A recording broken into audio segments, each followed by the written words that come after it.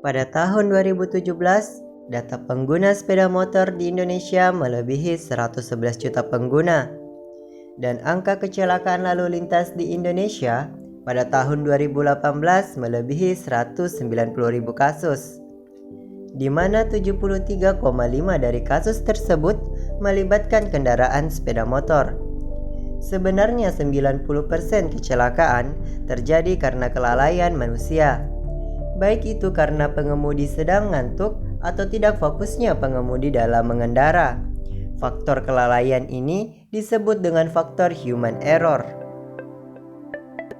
Muncullah teknologi self-driving. Sesuai dengan namanya, teknologi ini memisahkan kendaraan untuk bergerak dengan minimnya masukan atau input dari manusia. Dengan ini, faktor kelalaian manusia dapat dikurangi dan diganti dengan sebuah komputer yang mengendalikan seluruh bagian kendaraan.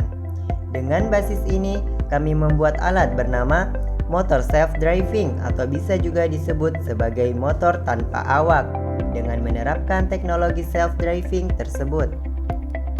Teknologi self-driving memiliki 5 komponen utama, yaitu yang pertama adalah computer vision, di mana sistem mengidentifikasi objek secara real-time menggunakan deep learning.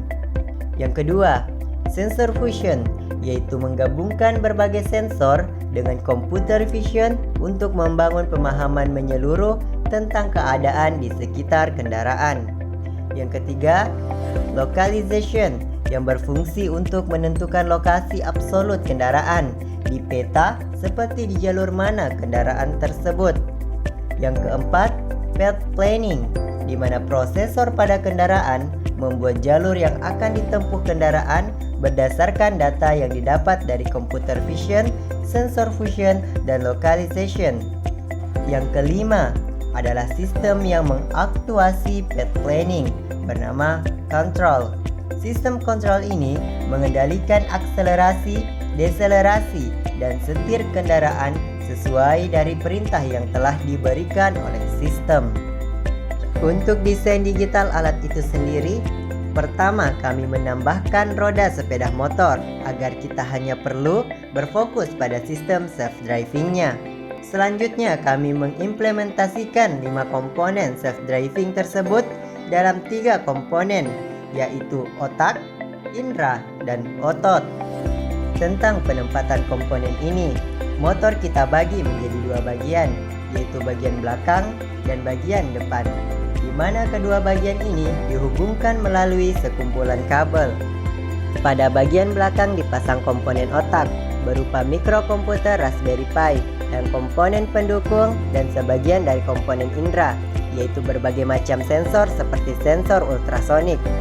Lalu di bagian depan dipasang komponen otot yang mengendalikan setir, gas, dan rem kendaraan melalui ECU dan komponen mekanik, serta bagian dari indera berupa kamera sebanyak 3 buah. Kamera pertama bertipe Fish-A yang dapat merekam 120 derajat di depan kendaraan yang digunakan untuk menangkap objek yang sangat dekat dengan kendaraan seperti pejalan kaki dan rambu lalu lintas. Kamera kedua adalah kamera jarak jauh yang memiliki jarak pandang sempit yang digunakan dalam jalan berkendara cepat seperti jalan tol. Dan yang terakhir adalah kamera yang berada di antara kamera pertama dan kamera kedua, berfungsi sebagai kamera utama yang digunakan oleh alat. Walaupun teknologi self-driving ini belum sempurna, namun potensi yang dihasilkan sangatlah nampak. Pertama, dengan adanya teknologi ini, angka kecelakaan akan berkurang karena teknologi ini memerlukan kontak fisik dengan manusia yang sangat kecil, sehingga faktor human error yang menyebabkan 90% kecelakaan dapat berkurang dengan drastis. Kedua, karena dengan teknologi ini, kendaraan dikendalikan oleh komputer, sehingga kita dapat mengkonfigurasi kendaraan untuk dikendalikan secara jarak jauh. Contohnya, seperti memanggil kendaraan ke kita secara otomatis dari jarak yang jauh. Dan yang terakhir adalah pengurangan angka kemacetan. Dengan adanya komputer kendaraan, dapat mengkalkulasikan jalur yang paling optimal yang dapat diambil kendaraan, sehingga ketidakefisienan manusia yang menyebabkan kemacetan dapat berkurang.